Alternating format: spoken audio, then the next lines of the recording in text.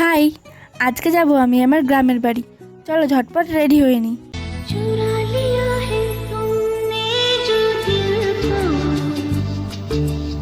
আর কতক্ষণ ঢং করবি? তোর জন্য কি ট্রেন বসে থাকবে? ধুর তেরিকা, একটু ঢঙও করতে দেবে না। চল চল, তাড়াতাড়ি এসে কি হলো, সেই তো ট্রেনের জন্য 1 ঘন্টা অপেক্ষা করতে হলো। 2000 years later. আমরা বনগা পৌঁছে গেলাম। তারপর বনগা থেকে টোটো ধরে অটো স্ট্যান্ডে পৌঁছে গেলাম। এখান থেকে অটো ধরে আমরা যাব কলব বাগান। উফ, খুব খিদে পেয়েছে, আগে খেয়ে নিই, পরে কথা বলছি। আরে খালি খেলেই হবে, বাড়ি তো যেতে হবে। ওয়েদার দেখে একটা গানই মাথায় আসছিল। এই পথ যদি না শেষ হয় তবে কেমন হতো তুমি বলো তো।